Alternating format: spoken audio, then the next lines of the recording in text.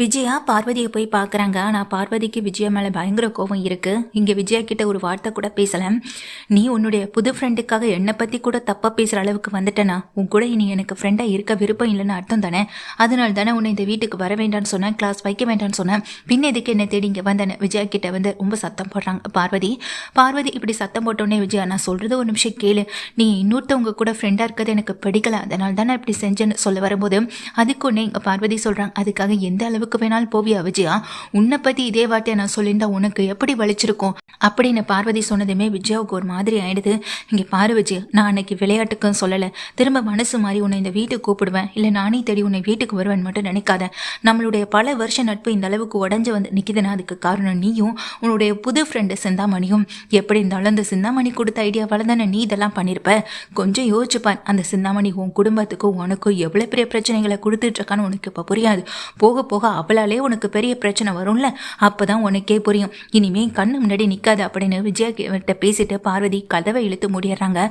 இங்கேருந்து வெளியே போன விஜயா அந்த சிந்தாமணியுடைய வண்டி வந்து நிற்க, வாங்க மாஸ்டர் அப்படின்னு கூட்டிகிட்டு போகிறாங்க. எனக்கு தெரியும் இந்த பார்வதி இப்படித்தானே, அந்த சிவன் தான் வீட்டுக்கு வர்றதுக்கு நாம இப்போ இடைஞ்சலாக இருக்கோம்ல, நம்ம கிளாஸ் வைக்கிறதே இடைஞ்சலாக இருக்கோம்ல, அதுக்காக தான் இப்படி பிளான் பண்ணி அதுக்கு உங்கள் மகனும் மருமகளும் கூட்டு வேற பார்த்தீங்களா, இப்போ நம்மளை வெளியே அனுப்பிட்டாங்க. இனி கிளாஸ் வைக்கிறத பற்றி கவலைப்படாதீங்க மாஸ்டர், நீங்கள் எங்கள் இடத்துலையே வச்சுக்கலாம் அப்படின்னு சொல்லிட்டு இங்கே தான் வீட்டுக்கு கூட்டிகிட்டு போகிறாங்க. அப்படியே அங்கே போகும்போதா விஜயா பயங்கரமான ஒரு விஷயத்த பார்க்குறாங்க.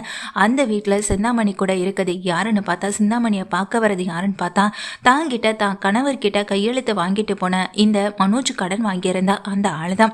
இங்கே எப்படி ரேகாவுடைய அப்பா தனியாக ஒரு ஃபினான்ஸ் கம்பெனி வச்சு நடத்திட்டு இருக்காங்களோ அதே போல தான் இந்த சிந்தாமணியும் அவரை வச்சு தனியாக ஒரு ஃபினான்ஸ் கம்பெனியை நடத்திட்டு இருக்காங்க. அப்படி அங்கே தான் பார்வதி வந்துட்டு அப்படி அங்கே தான் விஜயா அவங்களை பார்க்கவும் செய்கிறாங்க. என்ன சிந்தாமணி, யார் இவங்களை எனக்கு தெரியுமே அப்படின்னு சொல்ல, ஒரு நிமிஷம் நீங்கள் கிளம்புங்க அப்படின்னு சொல்லி அவர் அனுப்பி வச்சுட்டு, உங்களுக்கு இவரை தெரியுமா அப்படின்னு கேட்க, ஏன் தெரியாது, இப்போ தான் எங்கள் வீட்டுக்கு வந்து என் வீட்டுக்கார்கிட்ட கையெழுத்து வாங்கிட்டு போனார் அப்படின்னு சொல்லும்போதே இதுவான்னு பாருங்கன்னு சொல்லிட்டு இங்கே பத்திரத்தை காட்ட ஆமான்ற மாதிரி சொல்கிறாங்க. அப்போது இங்கே இதை பார்த்ததும் விஜயாவுக்கு ஒன்றுமே புரியலை, ரொம்ப அதிர்ச்சி ஆகிட்டு அங்கே சிந்தாமணி கிட்டே கேட்குறாங்க, மாஸ்டர் என்ன மாஸ்டர் இதெல்லாம்? அப்போ அவங்க சிந்தாமணிகிட்ட கேட்குறாங்க, சிந்தாமணி என்ன இதெல்லாம், இவரை எப்படி உங்களுக்கு தெரியும்னு சொல்லி கேட்க, நான் புதுசாக வச்சு நடத்திட்டு இருக்க கம்பெனி இதுதான், எங்கள் வட்டிக்கே விடுறது தான் என் தொழிலே, இப்போ உங்கள் பையன் தான் எங்ககிட்ட கடன் வாங்கியிருக்காருன்னு எனக்கு நல்லாவே தெரியும் அப்படின்னு சிந்தாமணி சொல்ல, தெரிஞ்சுமா நீங்கள் இந்த மாதிரி வீட்டில் வந்து அதாரிட்டி சைன்லாம் வாங்கிட்டு போனீங்க அப்படின்னு சொல்லி கேட்க, வேற என்ன மாஸ்டர் பண்ணுறது, இது என்னுடைய தொழில், இதில் நான் கரெக்டாக இருந்து தானே ஆகணும் அப்படின்னு சொல்ல, இதை கேட்டதும் விஜயாவுக்கு ரொம்ப அதிர்ச்சி ஆகுது. அப்போ மனோஜ் உங்ககிட்ட வந்து பிஸ்னஸ் டெவலப்மெண்ட்டுக்காக பணம் வாங்கினது தெரியுமான்னு சொல்ல, என்னுடைய ஆஃபீஸில் என்ன நடக்குதுன்னு கூடவா எனக்கு தெரியாது மாஸ்டர் அப்படின்னு சிந்தாமணி சொல்கிறாங்க. இதை கேட்டதும் விஜயாவும் அதிர்ந்து போக, இப்போ எதுக்கு மாஸ்டர் அதெல்லாம் போட்டு குழப்பிட்டு, நீங்கள் இனிமேல் இங்கே தாராளமாக கிளாஸ் எடுத்துக்கலாம் அப்படின்னு சொல்ல, உடனே சிந்தாமணியை பார்த்துட்டு, நீங்கள் மனசு வச்சா கூட இப்போதைக்கு இந்த கடனை நாங்கள் திருப்பி கொடுக்கறத பற்றி கொஞ்சம் யோசிச்சிருக்கலாம்ல அப்படின்னு சொல்ல, அது வந்து இது என்னுடைய தொழில் மாஸ்டர், இதில் நான் எதுவும் செய்ய முடியாதுன்னு சொல்லிட்டு இருக்காங்க. பின்னாடி சிரிச்சுட்டே நிற்கிற சிந்தாமணி உடனே விஜயா பக்கத்தில் வர, வேணும்னா ஒன்று பண்ணலாம் அப்படின்னு சொல்ல, என்ன விஷயம்னு இங்கே சிந்தாமணியை வந்துட்டு பார்த்து கேட்குறாங்க. என்ன விஷயம்னு சொல்லிட்டு சிந்தாமணியை பார்த்து கேட்குறாங்க விஜயாவும். அப்போ சிந்தாமணி சொல்கிறாங்க, வேறு ஒன்றும் இல்லை மாஸ்டர், எனக்காக நீங்கள் இதை மட்டும் பண்ணினா போதும், அந்த வீட்டிலேருந்து மொத்த பேரையும் நான் வெளியே அனுப்புறதுக்கு பதிலாக பேசாமல் அந்த வீட்டில் இருக்க முத்துவையும் மீனாவையும் நீங்களே வீட்டை விட்டு வெளியே அனுப்பிட்டா உங்கள் பையன் வாங்கின கடனை நீங்கள் எப்போ வேணாலும் அவரால் முடிஞ்ச போது திருப்பி கொடுத்தா போதும், மற்றபடி இப்போ தான் வேணும் இல்லைனா நான் இப்போவே வீட்டை காலி பண்ண வச்சிருவேன்னு சொல்லலாம், உங்களை நான் மிரட்ட மாட்டேன் அப்படின்னு சொல்லி இங்கே சிந்தாமணி சொல்ல, விஜய் அப்படியே குழப்பத்தோடு நிற்கிறாங்க. அதே குழப்பத்தோட அங்கேருந்து கிளம்பி போக சிந்தாமணி கிட்ட வசமாக சிக்கிட்டாங்க. இப்போ விஜயாவும் வேற வழி இல்லை, அந்த வீட்டை விட்டு முத்து மீனாவை வெளியே அனுப்பிதாகணும், அதுங்க ரெண்டு வெளியில் போய் கஷ்டப்படுறதை பார்த்து நான் சந்தோஷப்படணும், அதுக்காக எந்த எல்லைக்கும் போவேனாலும் போவேன் இந்த சிந்தாமணி அப்படின்னு நினச்சிட்டு சிந்தாமணி நிற்கிறாங்க.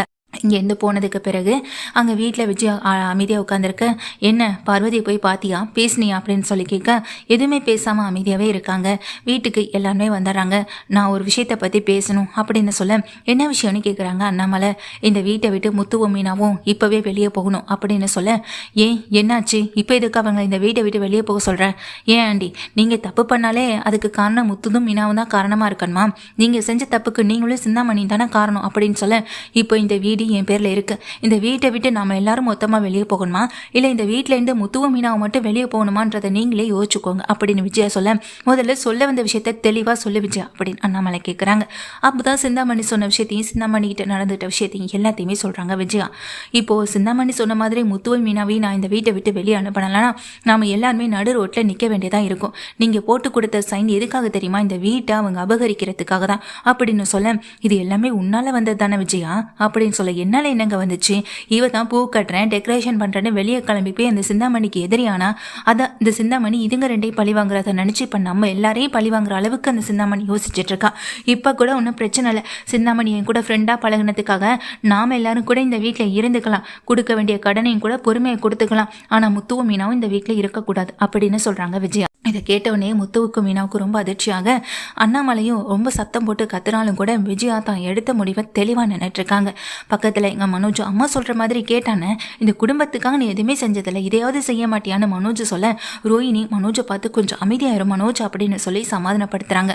உடனே முத்துவும், நீ வாங்கின கடனுக்கு நான் வீட்டை விட்டு போகணுமா, அப்படி போகணும்னா நீ இல்லடா போகணும் அப்படின்னு சொல்லி முத்து சத்தம் போட, இங்கே மீனா முத்துவை சமாதானப்படுத்துகிறாங்க. இப்படி தான் பசங்களுக்குள்ளேயே பிரச்சனையை உண்டு பண்ணுற ஒரு அம்மாவை இப்போதான் பார்க்குறேன், அதுவும் எப்படி இந்த சிந்தாமணி கூட சேர்ந்துக்கிட்டு நீ ரவுடிசம் வரைக்கும் போனப்பவே எனக்கு உன் மேல இருந்த நம்பிக்கை எல்லாமே போச்சு, நீ என்ன வேணாலும் செய்வேன்னு. இன்னைக்கு முத்து மீனாவையும் வீட்டை விட்டு வெளியே அனுப்பணும்னு நினைச்சல, சரி நாங்க இந்த வீட்டை விட்டே வெளியே போறோம் அப்படின்னு சொல்றாங்க. நீங்க எதுக்குங்க போகணும் அப்படின்னு சொல்ல, ஏற்கனவே நீ எடுத்த முடிவு தானே விஜயா, முத்துவையும் மீனாவையும் இந்த வீட்டை விட்டு வெளியே அனுப்பணும் நீ நினைச்சனா நானும் முத்து மீனா கூட போயிடுவேன்னு சொன்னல அப்படின்னு சொல்றாங்க எங்க அண்ணாமலையும்.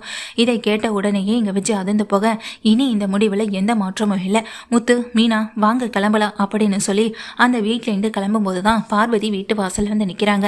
ஏன்னா முத்துவையும் மீனாவையும் பார்த்துட்டு போகலாம் தான் அவங்க வீட்டுக்கே வந்திருக்காங்க. ஆனா இப்படி ஒரு விஷயத்த விஜயா பண்றதை பார்த்து தாங்க முடியாத பார்வதி, உன்னுடைய கெட்ட புத்தி என்னன்னு இன்னைக்கு தெரிஞ்சு போச்சு விஜயா, நீ எல்லாம் இப்பன்னு இல்லை என்னைக்குமே திருந்த போறதே இல்லை, அந்த சிந்தாமணி கூட சேர்ந்துக்கிட்டு செய்யக்கூடாத பாவத்தை எல்லாம் செஞ்சுக்கிட்டே தான் இருக்கேன், அந்த சிந்தாமணி இப்பவும் உன்னை நம்ப வச்சு ஏமாத்திக்கிட்டே தான் இருக்கா, 30 லட்சம் கடனை எப்படியாவது ஒருத்தி வேண்டான்னு சொல்வாளா இல்லை இப்போதைக்கு வேண்டான்னு சொல்வாளா, அவ சொல்றதை நம்பி நீயும் முத்து மீனாவையும் வீட்டை விட்டு வெளியே அனுப்பலாம்னு நினைக்கிறேன். முத்து மீனாவும் வெளியே போனா அவங்களால எதையுமே சாதிக்க முடியாது, அவங்களால எதையுமே செய்ய முடியாதுன்ற ஒரு எண்ணம் தானே, அந்த சிந்தாமணி இந்த வீட்டை விட்டு வேணா வெளியே அனுப்பலாம்னு நினைக்கலாம், ஆனா ஏன் வீடு இருக்கு அண்ணன் நீங்க வாங்கண்ணா அப்படின்னு சொல்லி இங்க பார்வதி முத்துவையும் மீனாவையும் அங்க இருக்க அண்ணாமலையும் கூட்டிட்டு தான் வீட்டுக்கு போயிடுறாங்க.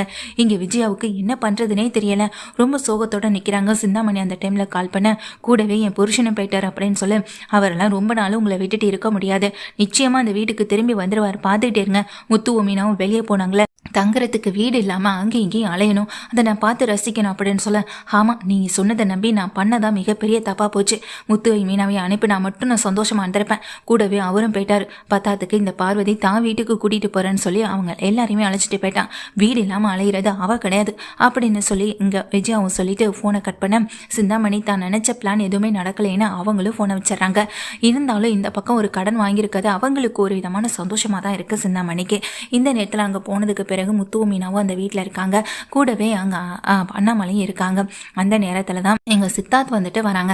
சித்தார்த் வந்துட்டு ஏற்கனவே தம்மா மேலே இருக்க கோபத்தில் இந்த வீட்டை விட்டு தம்மாவை வெளியே அனுப்பணும் அப்படின்ற ஒரு முடிவோட அந்த வீட்டுக்கு வரவங்க, வீட்டில் முத்து மீனா அண்ணாமலன் எல்லாரும் இருக்கிறத பார்த்ததும் இங்கே எதுவுமே பேசாமல் வந்து நிற்க, நீ தான் பார்வதி பையன் சித்தார்த்தாப்பா அப்படின்னு அண்ணாமலை கேட்க, இந்த வீட்டில் இப்போ என் பொண்டாட்டியால் நாங்கள் எல்லாருமே வீட்டை விட்டு வெளியே வந்துட்டோம், இப்போ இந்த வீட்டில் அடைக்கலை கொடுக்கறதுக்காக தான்ப்பா உங்கள் அம்மா எங்களை கூட்டிகிட்டு வந்திருக்கவும் செய்கிறான், உங்கள் அம்மாவோட நல்ல மனசு உனக்கு இப்போ புரியலை, இப்போ நானே இந்த வீட்டில் வந்து இருக்கிறதுனால நீ எங்களை தப்பாக நினச்சிடுவியா அப்படின்னு சொல்லி கேட்க, இல்லை அங்கிள் அப்படிங்கிறாங்க. முதல்ல நீ ஒரு விஷயத்த புரிஞ்சுக்கப்பா, ஒரு பொண்ணு ஒரு பையன் பேசினா இந்த காலத்தில் காதல்னு எத்தனை பேர் நம்புறாங்களோ அதே மாதிரி தான் இந்த காலத்தில் தான் நட்பா பழகுறோன்னு சொன்னாலும் அதை நீங்கள் நம்பவும் செய்யணும். இப்படிப்பட்ட ஒரு விஷயத்த உன் அம்மா கிட்ட பேசினது ரொம்ப தப்பு. ஏன்னா இந்த விஷயத்தில் விஜயா உடன்பட்டிருக்கான். விஜயா தான் ஃப்ரெண்டை விட்டு கொடுக்க முடியாத ஒரு காரணத்தால் ஒரு பொய்யான பழியை தூக்கி தான் ஃப்ரெண்டு மேலே போடவும் செஞ்சிருக்கான். தயவு செஞ்சு விஜயா சொன்னதை நம்பாதப்பா, அவளுக்காக நான் வேணா உங்ககிட்ட மன்னிப்பு கேட்டுக்கிறேன்னு சொல்லும்போது, சாரி அங்கிள் என்னை மன்னிச்சிருங்கன்னு சொல்லிட்டு சித்தார்த்த மன்னிப்பு கேட்குறாங்க. நீ மன்னிப்பு கேட்க வேண்டியது என்கிட்ட இல்லை, உங்கள் அம்மா கிட்ட. உன்னை பார்த்து உனக்கு தேவைப்படும் போது உன் கூட இருந்து ஒன்றையும் இங்கே ரொம்ப கஷ்டப்பட்டு வளர்த்ததும் உன் அம்மா. உன் அப்பா போனப்பவே உன் அம்மா நினச்சிருந்தா இன்னொரு கல்யாணம் பண்ணியிருந்திருக்கலாம், ஆனால் தான் மக வாழ்க்கை தான் முக்கியம்னு சொல்லி நினச்சிட்டு இருந்தவங்களை இன்னைக்கு நீ அசிங்கப்படுத்தினது ரொம்ப பெரிய தப்பு. அதுக்கான மன்னிப்பணியும் உங்கள் அம்மா கிட்ட கேட்டு தான் ஆகணும்னு அண்ணாமலை சொல்ல, என்னை மன்னிச்சிருங்கம்மான்னு சொல்லிட்டு காலில் விழுந்து அழுகுறாங்க எங்க சித்தார்த்தம். சரிடா நீ எதுக்கும் கவலைப்படாதன்னு சொல்ல, இப்ப எதுக்கு வந்தன்னு சொல்லிட்டு எங்க சரிடா நீ எதுக்கும் கவலைப்படாதன்னு பார்வதியும் சொல்லிடுறாங்க. இதனால அங்க நிக்கிற பார்வதியோடைய பையன் சித்தார்த்தோ ரொம்ப சந்தோஷமா இருக்காங்க மொத்த குடும்பத்தோடையும். அதே நேரத்துல இந்த வீட்டை விட்டு வெளியே போனா முத்துமீனவ சாச்செல்லாம் நினைச்சிட்டு இருந்தது சிந்தாமணிக்கு பெரிய அதிர்ச்சி தான் இருக்கு. சிந்தாமணி முன்னாடியே இந்த முத்து மீனா வளர்ந்து வரதை பார்க்க தான் போறாங்க.